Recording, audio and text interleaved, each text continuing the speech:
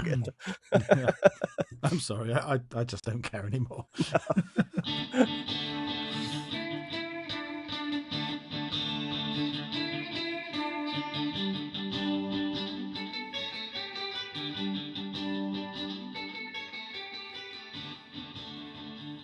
Oh dear.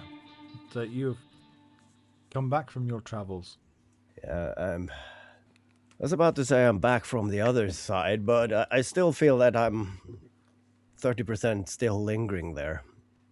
Whatever the other side is, but I'm sad to announce I didn't see a light in the end of the tunnel. So well, try to Old not. joke. Oh, come on. I even printed this on a poster once and put it up in the office. Due to the cost of electricity, the light at the end of the tunnel will be turned off until further notice. I mean, that feels more relevant today than any day, actually. But yeah, it feels good to be back. It's good to have you back. Yeah, thank you. I've been gone a while. Thank you for coming back.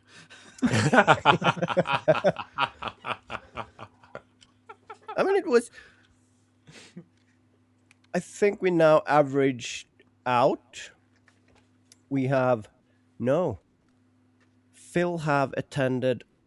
You have a perfect attendance in the podcast for all the episodes you've been a host. But now KJ and I and Glenn have each taken turns on having a leave of absence. Nope, I've never been away. Oh, fuck. I'm just the you, king. pal. God damn it. All right. I'll It's have my podcast now. I'll have a chat with Sophie. What can you do to lure him away? Drug me. Yeah, that would be the easiest. Or hardest, depending on. Yeah. And also, you've done significantly more episodes than I have. So me not missing one. Not a great record, really, is it? It's about, what, 10 now? Something like that? Wasn't it the I think. famous quote from the Fast and the Furious movie? It doesn't matter if you win by a mile or an inch, it's still a win. So, I mean, yeah, who's counting? Who's worried about those inches? Yeah. Not me. When you got so many, then you don't have to worry about it. Yeah. Got many inches left over at the end, so whatever that means. Measure twice, cut once. I'm not really sure what you're talking about, but I'm talking about accurate cutting lists. What are you talking about? no, yes, of course. Everyone's feeling a little bit snotty today, aren't they? Yeah. I'm just tired, I feel. I don't think I'm I mean, we came back yesterday, so I had my first day in the office today, and to be fair, I should not have gone there, but I found a single office to, what do you call, hunker in, in. Yeah, but still, I am at that point where I'm getting better, but that dry cough that has been irritating me has now passed into that phase where things are loosening up. So you're actually feeling that you get progress when you're coughing because you can get stuff up. But that cough sounds even worse for the people around you when you're sitting there and, oh yeah, he's producing phlegm, all right. So it's been an interesting day of meetings. So At least they know that you're not dead. yeah. And that's the fun thing, though. Of course, this last week I've been on holiday, sick off my tits. But the week before that, I got sick leave from my doctor because I felt under the weather and I had like piercing pain in my ears. So I had like a suspicion that I have an ear infection. So I went into the doctor's and he had one look and, yep, you're in pain, and put me on drugs and said me to stay at home for a week. Um, and it turns out that I'm not sure if I has uh, a lung infection. That's pneumonia, isn't it? And then you can get air infections from that, or vice versa. And of course, Ah, if it's a viral infection, there's nothing they can do. You just like hope it goes over. But if it is a bacterial infection, then they give you antibiotics, and that's the same cure for both air infection or lung infection. And so, like, all right, you have air infection, so we'll give you antibiotics, and we don't need to look at your lungs, although you're trying to cough them up because it's the same treatment. So go home. So I've been staying at home, and of course we had a week of holiday afterwards, and I thought going to the hot climates of the Canary Islands would do me good, but no. And of course my wife has been teasing me because it's so far between that we go and travel these days that we both collectively forget that I don't cope well with heat. So we went down there and like, oh my God, it's 27 to 32 degrees in the shade here. that's a bit much. And the apartment we're living in don't have functioning air condition. They just have a lot of fans around in every room. So it's just like spending most of the first half of the vacation just laying on my bed with two fans on max on me. And it kind of kept me cool though. But the funny thing is, it's forced convection, right? So you're laying on bed and you're sweating, but the fans keep you cool. So you're just laying there and sweating, but you're not noticing, right? So you're getting dehydrated without noticing. Ah, yeah. And in the middle of the night, you wake up with the driest mouth you can imagine, and your tongue is stuck like plaster to your upper gum or whatever it's called. And then you have to go down and get water, and you have to. I've struggled to get enough water to not be dehydrated. So when we flew home yesterday and we had a touchdown in Copenhagen, I was like, oh my God, this is fantastic. We got out of the airplane. It's a single digit temperature, and it was a breeze, and it was slightly rain in the air. I'm like, oh my God, this is paradise. I have returned to the hinterlands, and I am Yeah, happy. exactly. But the fun thing is, of course, was having an air infection. I think they're called eustachian tubes that goes between your sinuses and your inner ear. They're clogged. And the problem is, if they're clogged when you're going flying, you can't pop your eardrum because you can't equalize the pressure.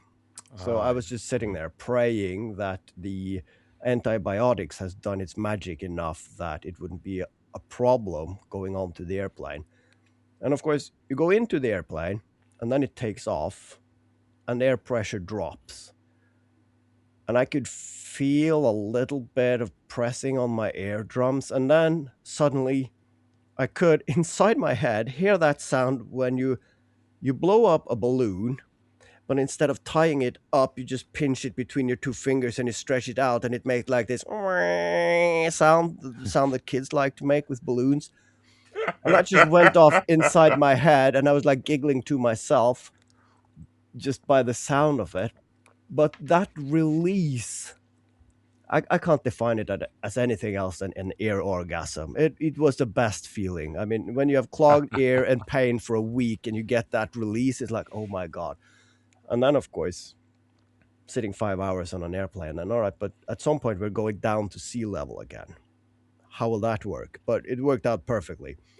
So no pain, because I was sitting like, oh man, if it's painful going back down, I just have to buy a perpetual airplane ticket for the next week and just be in transit.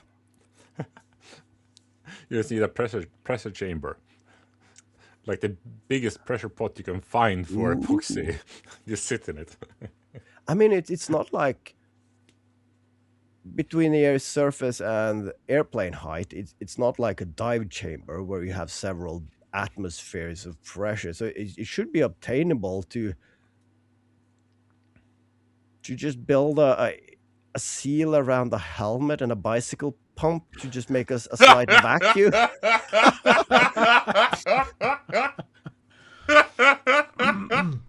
I mean, that would be the most beautiful thumbnail for that video. Oh, I can just see you going down the shops now. Yeah, sort of like, oh yes, a pint of milk. Hang on a minute. I'm just inflating my helmet. I just Oh, that's so stupid. You know that Clouseau movie where he's got like the inflatable parrot on his shoulder and he has to just like pump it up with his arm? It'll be like that. Yeah.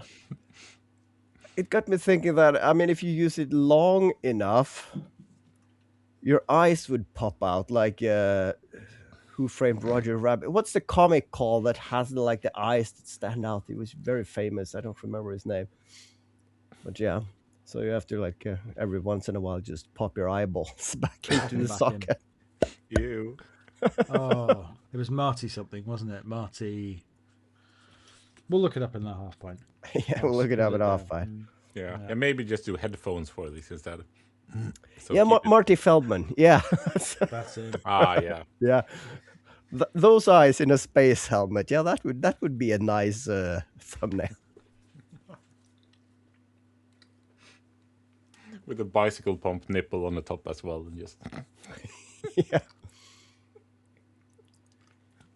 But I mean, how about you? I mean, not sick people. You had an interesting week, haven't you? yeah. Well, we also had vacation, so we didn't go anywhere.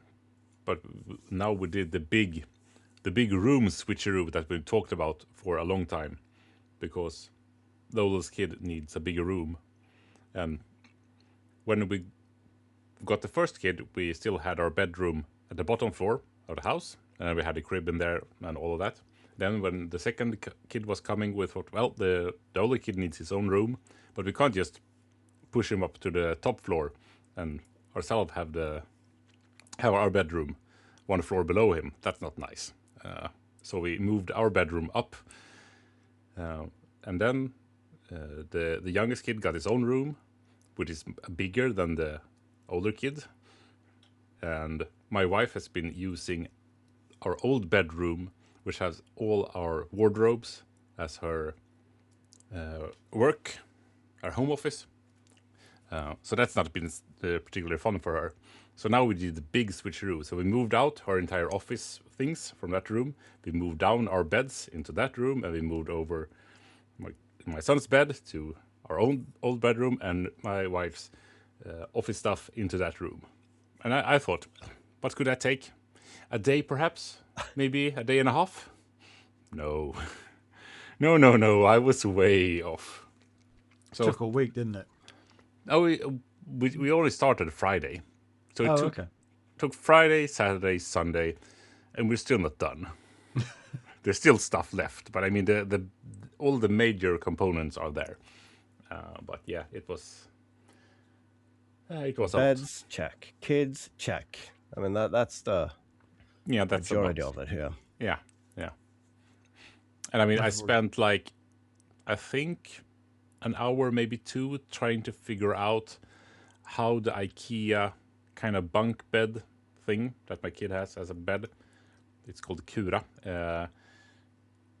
which has a ladder on it, and he wanted it switched, so mirror it. Okay, so you want the side with, because one side has a panel and also the ladder, and he wanted them on the same side. And it took me a really long time to realize that no, it doesn't go together like this. It can't be done, because the instructions are, I mean, it's just pictures and kind of vague, and you think that sure you can switch it every kind, but no, you can't. So I had to make another side for it to actually give him that cave feeling that he desires. We have the same bed, and I've come to the same conclusion as well. And of course, our kid wants to swap it every now and then, because now she wants Just for fun. the bottom bunk, but then she wants the top bunk with the cave underneath. And our room is hardly big enough to turn it around, but it's too big to go out the door without dismantling it. But I'm lazy, So what we have to do then, we have to move all the furniture out, and me and the wife have to lift the entire bed up 1.20 meters and then rotate it on its axis at height before you can set it down again. So it's quite the maneuver. And of course, we didn't. It's not that long ago since we did it, and now the kids like, oh, I wanted the other. No, it's gonna stay this for at least 2026, and we can discuss it again next year. And the ladder is a problem, but I've realized I don't care much about the bed. I mean, we got it used, so I can move it and just drill some new holes and put in the largest wood screws available and call it a day. I mean, it's not. Yeah, that's one way to go. I consider it, but then I realized that it's easier just to make another full side instead. Yeah, but I've seen a lot of people using it as a base for making a lot of things. Of course, we bought the curtains that you can put around it that makes it into a bus, but it's basically just curtains with the image of a bus on it. So it's not that interesting. But I saw someone building a roof. I also saw someone putting a second bed on top of the other one and then made decking. So he had like a secret loft that you could crawl up to. And then, of course, putting around the windows and making it into a spaceship and whatever. So it would be cool to do that. But then again, I have too much projects if I'm not going to start with that also. And of course, all my projects are mainly done when the kids are asleep. And if I make one of the project making a custom bed for one of the kids, there's no window for me to do that work, basically. Well, if you do it for one, you just know that you're going to be doing it for the other as well. Exactly. So Better. neither of you get nothing.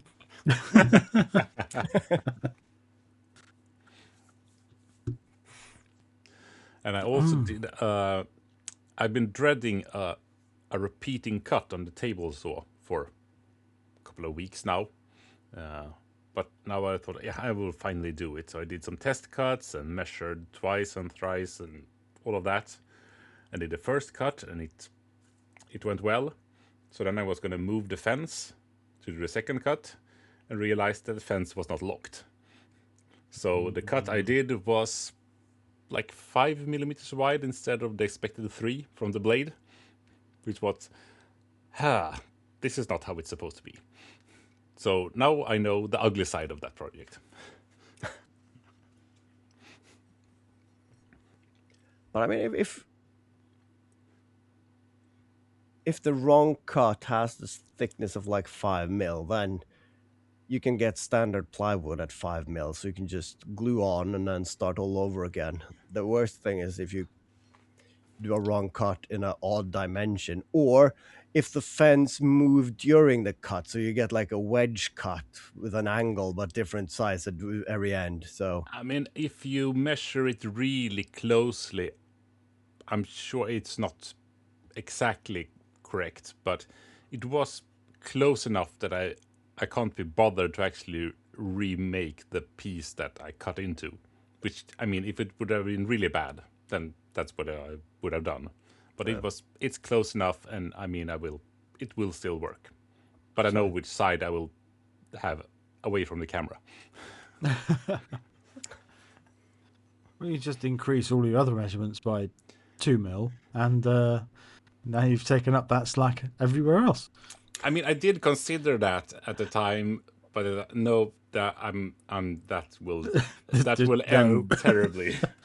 It will never, ever, ever work. It'll be slightly not square, but only a little bit. Very much more than it already wasn't. So what about you, Phil? Yeah, well, obviously I haven't been on holiday, and I haven't been making bunk beds that look like rocket ships or buses. What do you do with your life? Very good question. No, well, since we last spoke, I did a bit more on the clock. That is getting dangerously close to being finished. I have actually measured all the parts that I need to buy. I still haven't bought them, but I will buy them this week. Haven't you been talking about buying the stuff for a while now? Yeah. How I'll definitely tight are you for money? not tight for money. I'm just tight on enthusiasm sometimes.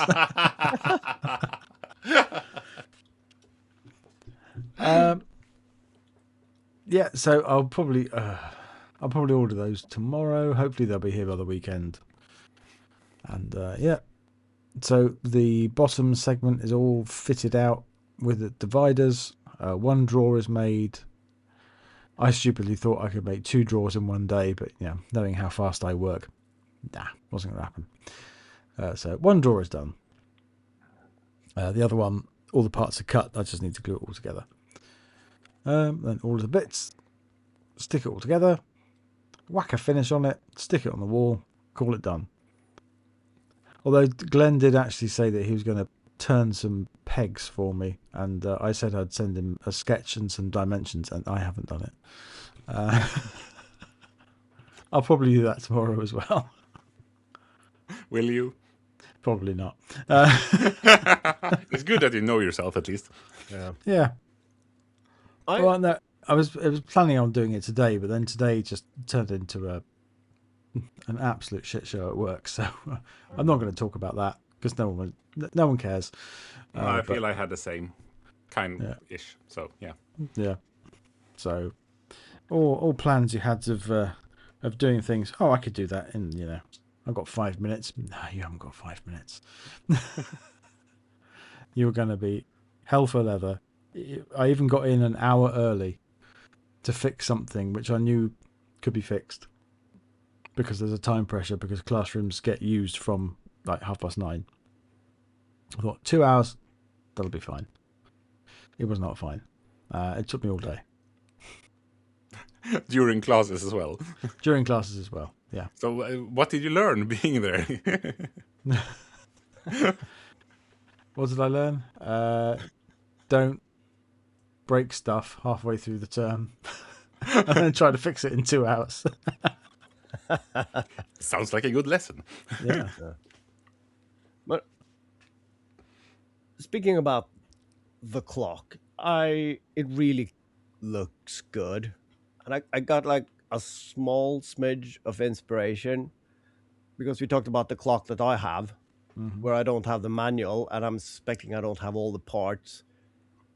And the lady who has a working one won't show me a picture of it because she wants me to buy hers at an overprice. So I like, no, fuck that. That's not happening. But then it got me thinking though, if it has a nice-ish box, so maybe I could make some holes and some shells and whatnot. And the face of the clock it's nice, but it's thin metal which is anodized with something. So I could just remove everything on the backside because it's not showing because of that veneered wooden case anyway. And I could just buy a $2 quartz clock mechanical and put on the backside, and it would actually probably be more accurate than it ever was. So I might bring it down to the workshop again, so it just taunts me enough that I at some point like, fuck it, I'm doing this. Well, that's the reason I'm doing this one, is because I think I said I chose this project next because I'm just bored of moving the king thing from one place to another. Sometimes that's the inspiration you need. Yeah. But I mean, it is looking really good. And something I am impressed by is your ability to do regular updates on Instagram about it and making that look good and interesting. Because I fail at that miserably when I try to, because I generally forget to take pictures that are suitable for social media, and I'm not really that good at taking photos either, but I mean, that's your thing. So it's one of my things, yeah. But well, if I didn't take progress shots of stuff, I mean, my Instagram posts would be as sparse as my YouTube uploads. I mean, they sent me. I can't see it because obviously my phone is my webcam, so I can't look at it. But I got my. They send you a review every month of here's what you did last month, and in the entire month of February, I posted 9 times. It is a short month. It is a short month. There have been other months where it's like, you shared 3 posts. Are you still alive? Yeah. Well, you have to do the occasional proof of life post, don't you? Yeah, still here. Yeah, still doing stuff. Just kind of busy. But I mean, I felt a bit of a downer the last couple of weeks, and it's probably been fueled by being sick as well. But just before, 2 weeks ago, I posted the video for the car, and I liked it, and I liked the edit. I liked how the car came out, and it like started out slowly, and it came to 128 views, and it's not like it doesn't even taper down. It just went off the cliff to 0, and there it stayed for a week and a half. And like, it's one of the project I put most effort in maybe a year, and then like, nope, that's tanking. Tried changing some text and modifying the thumbnail. Nope, not even 1 view after that. So,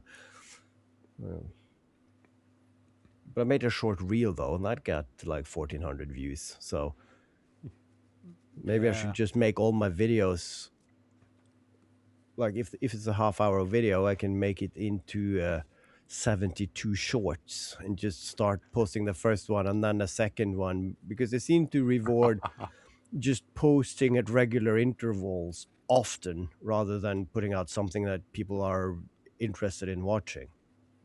I mean, that could be a thing. This makes me remember when I started out, when I found the making community, I didn't dare start a YouTube channel because that sounded like a commitment, and I didn't want to be one of those channels that did 5 videos and then disappeared. So I thought I'll start on Instagram and see how that goes. So then I made videos for that, and that was back in the day when you can only do a 1-minute upload video. So then if I did a 5-minute video, I did it in 5 or 6 parts, and just upload it as a series. And then so it's, at the end, I swipe to see the next part. I don't know if anyone ever watched that. It was a really weird way to make a video. Is anyone swiping? Is anyone watching? Yeah, probably swiping the other way, the bad way, whatever Tinder way that is. I don't know. I mean, that would be a nice, talking about swiping, that would be a nice function for the YouTube shorts. If you watch it and you swipe right, then it's like Tinder. Then then this one I like, and then it automatically subscribe and likes. And if you just swipe left, I'm not interested in this, and the algorithm, all right, he did not like this, so I'll not show him anything like that. Can you swipe? I'm not watching shorts or reels or whatever's that often, so I don't know what happens if you swipe. It might. I haven't tried it. I don't think it does. I don't think that exists. But it must do something. I mean, everything is swiping for doing stuff. Yeah, it must do something. Well, on the YouTube home feed, I'm sure if you click on like the little dots and it says "I'm not interested in this," all it does is just feed you more. Yeah. Interaction. Yeah, I've done that because it also gives you the option of show less reels. That seems like one of those buttons in your car. You press it, and the only thing it does is it's turn on a LED, but nothing else happens. It's just illusion of choice. But it feels like they are somewhat realizing the problem with shortness or thing, because when you have set up your kids' phones with a family account as a parent, then if you go into YouTube as an app, one of the only thing that you can actually interact with restrictions is how long do you want this the shorts feed to be playing. You can set a time limit so they can't just sit there and endlessly do it. You put a time limit on how long they can scroll. That's like one of the only limits you can put on YouTube. Oh, so you could make a kid's profile, but for yourself, because you get Ah, yeah, that's yeah, more yes, freedom yes. in just blocking content. That I am my you own know, son. yeah. So then you have to call your wife to get permission to install an app or get some more YouTube time.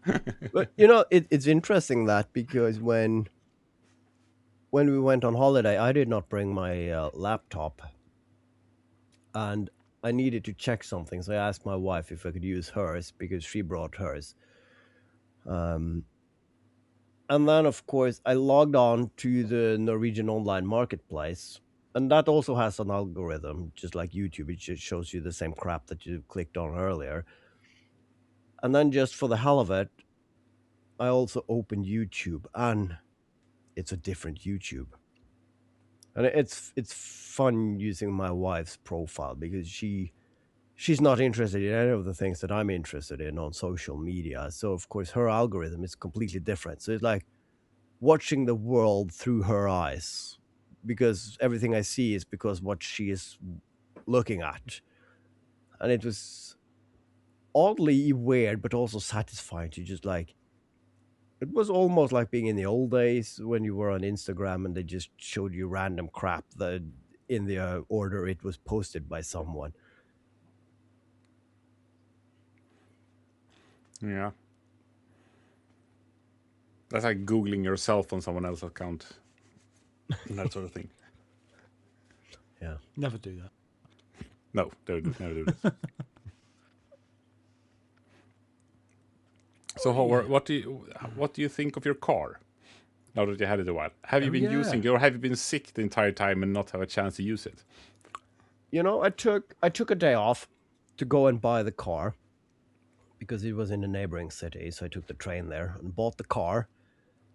Um, and I had to wait a few hours for them to make all the papers and registration and whatnot. And I was sitting in their office with um, a T-shirt and like a super T-shirt. And then a woolly sweater and like one of those heating jackets over there. So I was already then feeling a bit under the weather. Drove it straight home, and then I was sick, and then we went on holiday. So I think I've driven it a couple of times during that period, but on those That few times, poor I car. really like it, and it is. I can't but giggle every time I go outside. I know if I'm gonna head into my workshop and I just look at it like because it's so tiny and cute, and it's like, of course, people like, what car do you get? Oh, I got a Suzuki Ignis. Wait, what? Oh, are those cool? And then I Google it and like, it looks it looks tiny. Oh, it is tiny. It's extremely tiny. So it's like a toy car. It just makes happy feelings just by looking at it. So That's good at least. yeah, Good thing that it's not a sentient car because then it would really feel neglected. yeah. Well, it's gonna get its fair share of use. And also it's really nice because it's cheap, it's small, and it's probably whatever. There is not a lot of technology on it, so there's not much that can go wrong. And if it goes wrong, it's relatively easy to get to and fix relatively cheaply. So it's nice to have just a small, cheap car. I don't have car finance on this one, so it's like, yeah, it's my dream car actually. Just had to buy it to realize it. No, I do really like them. They look pretty fun. Yeah, and the weird thing, of course, I googled it a lot before I got it, and all the people that's done reviews on them is like 95% positive, and they really struggle to find something.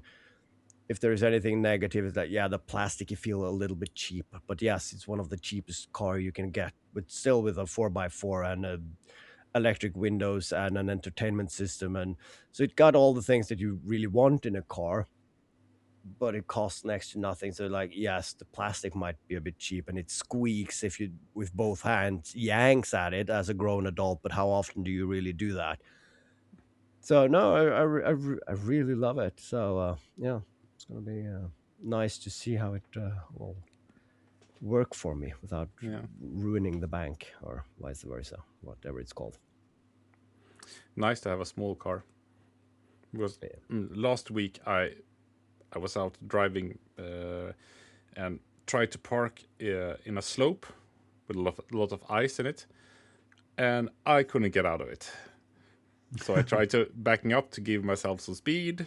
That didn't help. Some more, and I ended up on the sidewalk and like 2 inches from the car behind me. So okay, what am I going to do now? So I got out and because of course I have a shovel in the back of my car. Everyone should have a shovel Yeah. and a tarp if you know what happens. So I got some sand and threw that under the wheels. That didn't really help. I got some more sand, and then a nice man stopped his car and said, "Well, do you need some help?" Yes. So he took a look at me. You're bigger than me. I'll drive. You push. Okay. So then I tried that.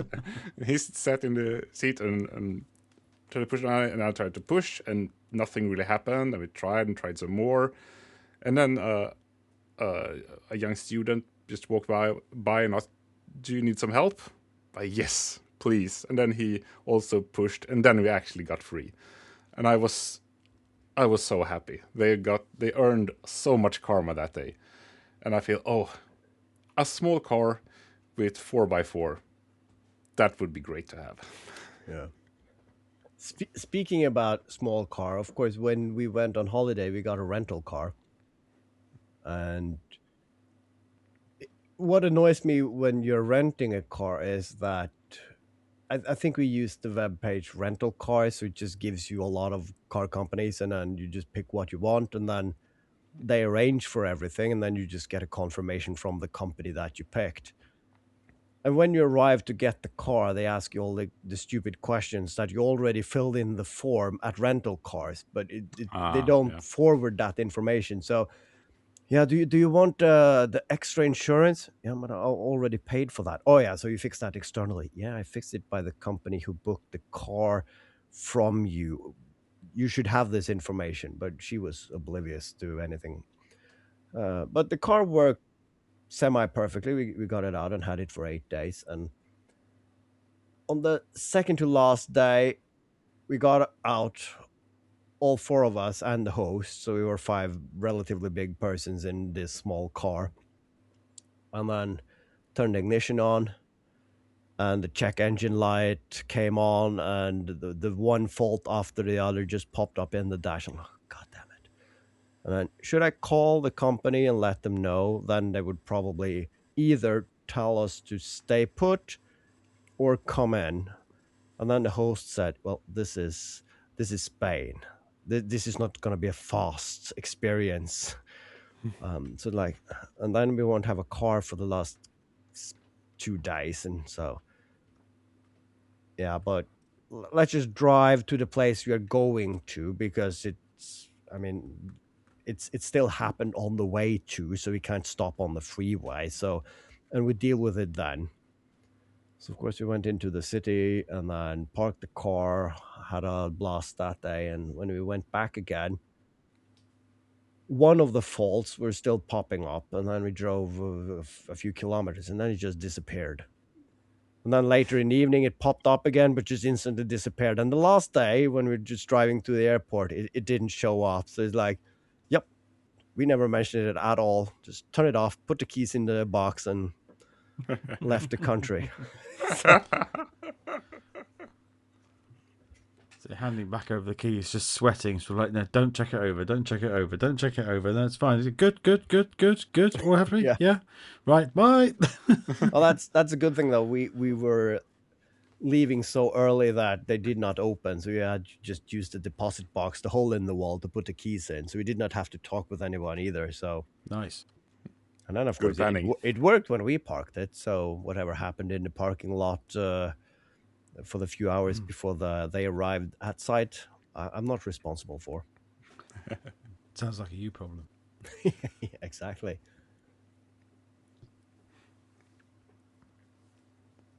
So yeah, it's good to be back. I'm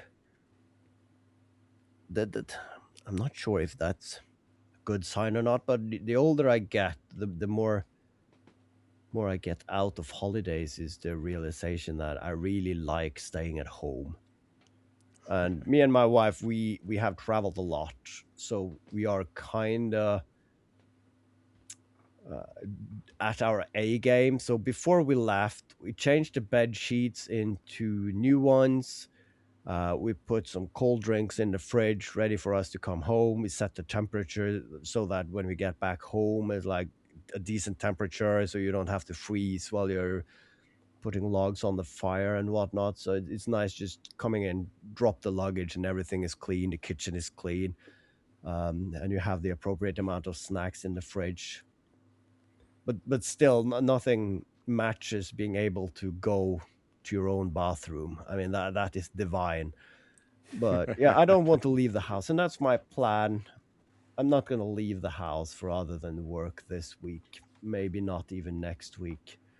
And it's kind of bled into I have a couple of options with regards to projects I'm going to start, and I'm not going to buy anything. I'm not going to leave the house to get anything. So it's going to be projects with things that I have. So I have been smelling on the guillotine project because I think I have enough scrap wood to make a frame for that meat chopper that I got 2 years ago now, maybe. You've been holding on for that for a while. Yeah. A guillotine meat chopper. Yeah. Do tell more. No, it's not going to be a meat chopper, but of course, I got the idea. Isn't that a guillotine from? Yeah, from meat? that's the normal guillotine. That's the proper meat chopper. No, I don't remember why I got the idea. Maybe it was the first scrapwood challenge where I did the Norwegian cheese grater, and that led to one thing that led to another, and then I realized that both me and my wife, we like wine and we like cheese, and of course those two are very much linked to France. And what else is France known for? The guillotine. And then I thought, I just envisioned the video where I'm sitting at a table with the wife, and we're like, all right, we have some cheese, and then you have some sausages, and you have some wine, and of course you need the. Of course, the French, they don't use the Norwegian cheese grinder; they're just using a knife to cut the cheese. But that's doesn't feel very French, does it? So I want a miniature guillotine that can sit on top of the table. So when you have the charcuterie board or whatever, and you're serving people, so oh, you want a bit of cheddar? All right, you put it on the block, and then you raise the blade, and shoop, it chops it off. And yeah, that's how far I got. And then, of course, it was a late night browsing AliExpress, and they had meat cleavers for £2.50 or whatever. So, oh, free shipping. I'm in. So, and now I got a decent size meat cleaver that I'm going to turn into a guillotine. Do you have to scream "Vive la France" when you when you pull the cord? That's the thing, though. Do I want to? You just need a switch, and I have one of those. You might know what they're called, KJ, but it's the small switches with the metal prong sticking out. So when you press that one, you often use it as stop switches for moving things. I can just install one of them, and I have a few of those sound modules that play random sounds. So I can just, instead of have several sounds, I can just have the Wilhelm scream. So every time the blade falls, it's like, ah! So you'd have that, and then just a few bars of the Marseillaise after that, don't you?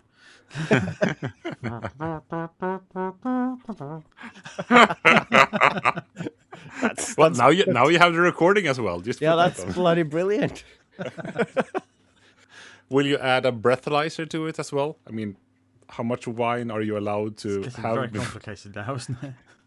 If you want to keep your breathalyzer, if you want to keep your digits, I feel like some sort of security would be good. The guillotine is a bit like the router table or the table saw, they slightly scare me. And of course, intrusive thoughts are, what if I put my finger here and the cable breaks? And then of course I can't, I spiral down in all these dark thoughts, and I'm like, all right, it's in my workshop, but what if one of the kids like, all right, let's go down to daddy's workshop and make him proud and make something, and then they go down and, ooh, what's this, and they chop their fingers off. So it's like it needs a security device where you can padlock the blade in place in a safe position when it's not in use. So it's, yeah, Yeah. it's But still in use, I mean, I like my pieces of cheese bigger than some of my body parts. So you can't really make it too secure.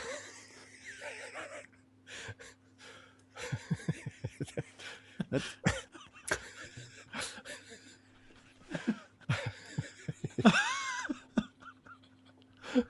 Oh, good God.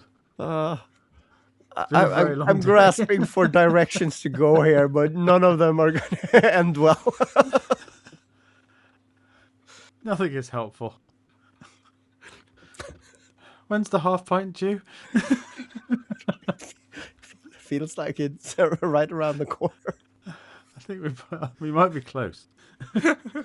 Well, we haven't really started the episode yet, so No, Ah, that's do true. we have a topic for this evening? 47 minutes in.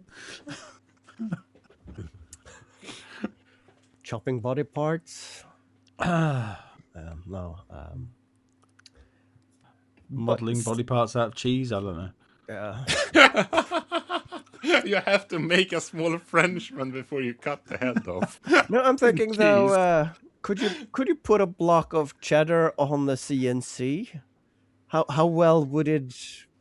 If you freeze it, maybe.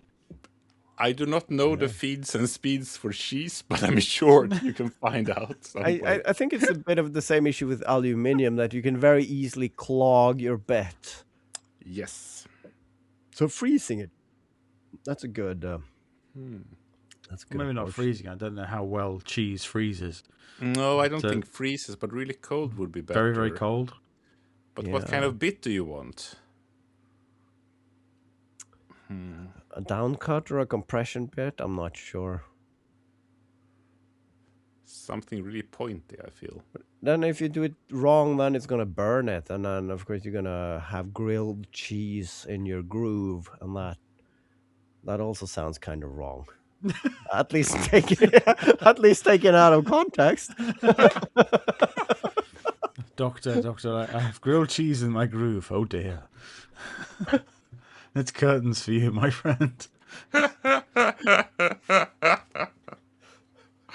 God, we're tired tonight. We are very tired. I was listening to a podcast earlier this week about plants, which look like tasty plants but are actually entirely deadly. And they were talking about water hemlock, which looks very much like parsley. There is a point to this, I promise. You're all looking confused. And the modern way, if you get to a doctor quick enough, you might be all right. But in That's bad. but in olden times, Culpeper used to say, if you eat water hemlock, the best thing to do is to get as much of the finest wine as you can get. It won't cure you at all, but it will make your imminent death just a little bit better.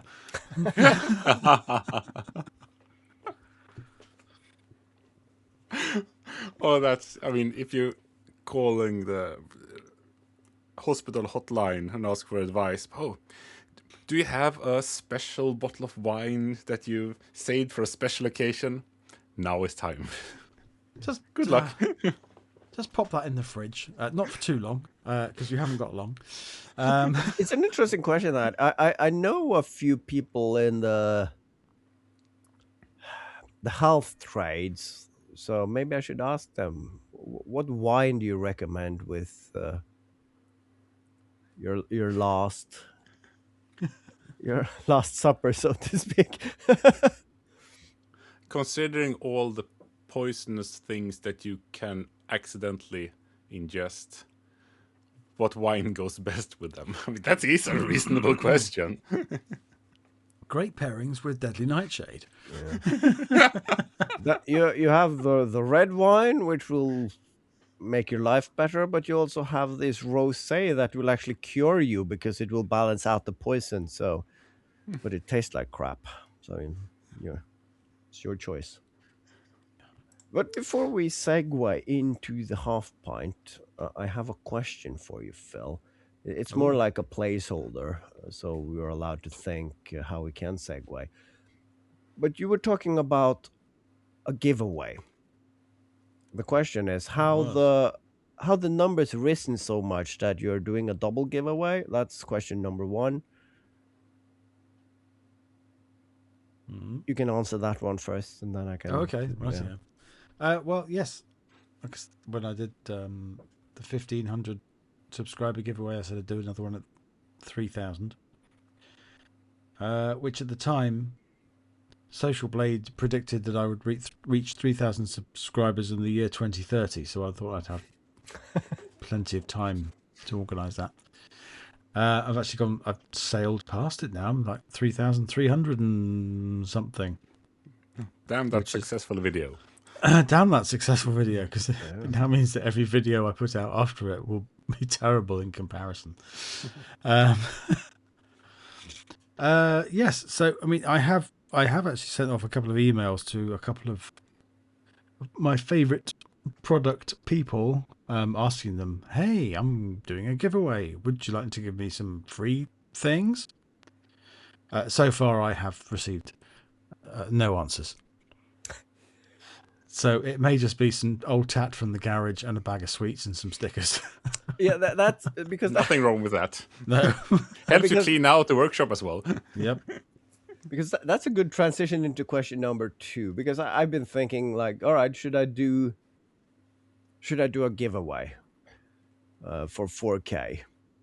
I passed that a year ago, but it's kind of stagnated. But I did one at 1,000, and I was lucky enough that my 1,000 subscriber actually contacted me and say, "Hey, I was your number 1,000," and I'm like, "Oh, that's so nice." So now I have the person, but so that's of course I'm not going to ask for free stuff. It's just going to be some tat around the garage. It's either going to be some Hellcorder parts in an IKEA glass or something, or I want to try to do some printing. And on holiday, I actually got some ink because we went into a hardware store. Well, the same one I sent a video from. So I have the ink, so I just need to 3D print the die, and then I have to get some paper. So I'm thinking of doing like a limited print run of 10 prints of something. And if they come out decent, I just number them, sign them, and then I can give some away. But then the question is, how do you pick people? Because you have subscribers that doesn't have an open account, so then they don't show up in the list. So it will only be the subscribers that also have an account that they've said this is open so you can see. And how do you pick? Do you just randomly go in, or do you pick amongst the people who are top commentators? Because you have stats on that actually. So the people who comment the most videos you can actually find. I did a giveaway at 100 subscribers, and then I did a post and just asked people, if you're interested, comment that you are interested. And then I did a poll on those. Because, I mean, then you can get some engagement out of it as well. But then like, people actually watches your stuff right now. Yeah, So- the way I did it was very similar. I did two videos. So there was a video which was the giveaway video, and the way you entered the giveaway was you'd have to comment on the video. And then I took the video down and I stuck all the names into one of the many and various random pickers. I think there probably is a service. There is a service There are many services, I think. which can pick a random comment off a particular video. Oh, yeah. So you put the video URL in, and it picks one comment, and there's your winner. Remove yourself entirely from the process. Or you can make it fun, as in you okay, this is maybe a bit much, but if you say you get 10 names, and then you have your CNC cut them into a piece of wood, and then you do some kind of randomness, or you force it, whatever you like, and have the CNC scratch out the ones that didn't win. So it's just one name remaining. I mean, that could be an interesting video. Yeah. Well, there was that fella who he did a giveaway and he had a table saw running and he printed out all the names and put them up on a big board. And he chucked scrap wood at the table saw, and whichever one it hit, that was the table winner. saw, spear throw, what do you call it? Well, Yeah, it was Yeah. fun at least. I mean, I've always been fascinating about those the spinny wheels with all the nails in it, and they're like tick tick tick tick tick tick tick tick. So you can make. I do have a lazy Susan. I can just glue that to the wall and just write the names, and yeah. I mean, there is a lot of ways of doing it. But Yeah. I'm also Do something fun at least. I'm also something that lazy. isn't just an electronic thing on the interwebs. That's boring. yeah. Or at least fake something Maybe fun. What I could do is I could get all the commenters' names, write them all on ping pong balls, and then set the cat on them, like in a bowl. And when the cat knocks one out the bowl, that's the winner. But knowing my cat, you'll put it down there and she'll just look at it and go, "What the fuck's this?" and walk off. Print all the names on small pieces of fabric, mix it into cat's feed, and the first one she poops out is the winner. Congratulations, you have won the cat shit selection. You know, on a side note, my wife's aunt, she had a Labrador, and of course she's doing knitting and arts and crafts and whatnot. So she had a bag of rubber bands laying around, and of course he ate everything he came across if it was in the right height. So he ate a bag of rubber bands, and she said it was very practical because he was shitting for days, and every shit had a loop in it, so you could just take a brush and lift it up and throw it away in the garbage. You don't need the bag and all that kind of crap. So That's a missed business opportunity there, isn't it? yeah, You lift away. Animal feed with that comes pre-packaged, or not pre-packaged, but after package. Wow. yeah. But that means that I just need to be creative when it comes to picking a winner, and I'm also trying to. One of the prints I want to do is Star Wars themed, and then of course, can I time that to be a May 4th video? You should be able to time that at this time of the year, because that's 2 months away. I should be, but the problem is I You're have sick. the that too, but I also have the inspiration now. That is not guaranteed in a month's time, so I'm enthusiastic about this now. Do it now and sit on the video for 1.5 months. That's not really you you either. don't know me at all, do you? Yes, I do. I was sarcastic. Ah. So yeah. Well, I'll look into it, and then maybe we have an answer before the half pint. But yeah, I guess you have to tune into that to figure it out. So this has been episode 129 of the Make Crude Mistakes podcast with Phil, KJ, and myself. So good night. Good night. Good night.